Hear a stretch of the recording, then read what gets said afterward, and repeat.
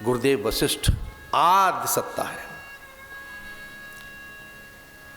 वो कारण से परे की सत्ता है, वो महाकारण है, वो ज्ञान है। गुरुरेव परब्रह्म। आप कल्पना तो करके देखो, योग वशिष्ठ में किस ढंग से राम वृहअग्नि को शांत करने के लिए गुरु से प्रश्न करते।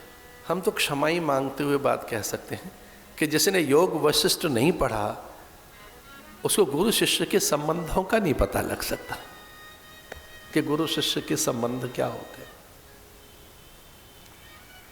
अगर गुरु शिष्य के संबंध समझने हो तो योग वशिष्ठ का श्रवण जरूर करना। भैया पढ़ने की बात नहीं कर रहा मैं, श्रवण की बात कर रहा हूं। वो पढ़ने के लिए नहीं है, श्रुतियां पढ़ने के लिए नहीं है। वेद पढ़ा नहीं जाता, वेद तो सुना जाता है। अच्छा, कहानी पढ़ी जाएगी कि सुनी जाएगी? कथा तो सुनने की चीज है, पढ़ने की चीज नहीं है ना। कहानी पढ़ी नहीं जाती, सुनी जाती है। क्योंकि व्यास में ये सब प्रकट होते हैं। नारद, सनकादिक, दो सनक, सनंदन, सनत कुमार, सनातन, चारों प्रकट हो गए। वो भी और कहने लगे कि हम कैसे पहुंचे, तो स्वयं वशिष्ठ में ही प्रवेश कर गए। तीर्थ यात्रा करके जब राम लौटे थे तो राम की विरह दशा देखकर गुरुदेव आरंभ हो गए थे। और कल्पना तो करके देखो कि राम परमात्मा है, परमात्मा राम। गुरु और शिष्य के संवाद नहीं है, गुरु और ब्रह्म के, गुरु और नारायण के। इसमें चेला नहीं है कोई, इसमें साधक नहीं है, इसमें कोई सिद्ध नहीं है। इन बिटवीन जो डायलॉग है, इन बिटवीन, किसके बीच में? राम, ब्रह्म, और किससे सुन रहे हैं? गुरु से। ये योग वशिष्ठ है। पहला चैप्टर यहां से शुरू होता है। बता दिया उन्होंने, आरंभ करता हूं। ये वशिष्ठ भी, इनमें स्वयं ब्रह्मा फिर प्रकट हुए। ये सोचकर के सनकादिक हम जाएं कहां? नारद आदि, शुक और समूची व्यास परंपरा, ज्ञान परंपरा व्याकुल हो गई। कभी कभी बड़ा ऐसा हो जाता है, बड़ा संकट आ जाता है। स्वर्ग में हल्ला मच गया। आपको क्या लगता है यहीं हल्ला मचता है? वहां नहीं मचता। हल्ला मच गया स्वर्ग में, हो हल्ला। एक आवाज आ रही है बार बार, भाई किसी को, एक को धरती पे जाना है, एक को कोई जाना है मृत्यु लोक में जाना है, एक कोई ऋषि तैयार हो, कोई ज्ञानी, कोई गुरु, कोई गुरु। सप्तऋषि इधर उधर देखने लगे। बृहस्पति और गुरुदेव को कहा कि नहीं, ठीक नहीं रहेगा। जो सर्वोच्च सत्ता, ऐसे वशिष्ठ भगवान से प्रकट है। वशिष्ठ भगवान की उत्पत्ति है, उनके ज्ञान की उत्पत्ति है वशिष्ठ।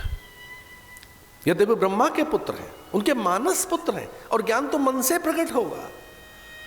जो वशिष्ठ है वो भगवान के मानस पुत्र हैं, माने भगवान का ज्ञान है, अल्टीमेट नॉलेज जो परमात्मा की है वो वशिष्ठ है। और ऐसा ये कहा इंद्र ने कि भाई एक व्यक्ति को स्वर्ग छोड़कर धरती पर जाना होगा, अयोध्या। तो वशिष्ठ जी ने विनोद में पूछ लिया, हम जाने को तैयार हैं, पर इसके बदले हमें मिलेगा क्या? ये स्वर्ग के सुख छोड़कर हमें वहां भेज रहे हो, हमें मिलेगा क्या?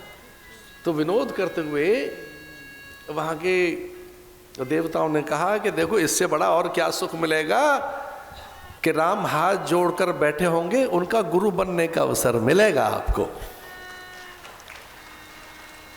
माथे पे तिलक करेंगे, प्रथम तिलक वशिष्ठ मुनि की ना।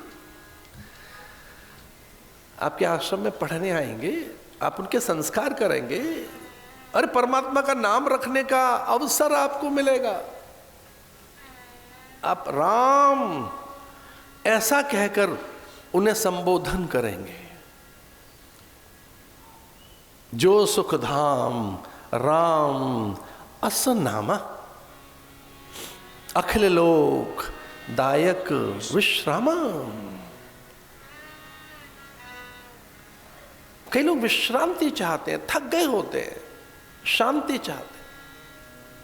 ये पहली मांग है मनुष्य की, शांति। जो सुखदाम राम असनामा। तो वशिष्ठ ने कहा हम तैयार हैं, हम चलेंगे नीचे।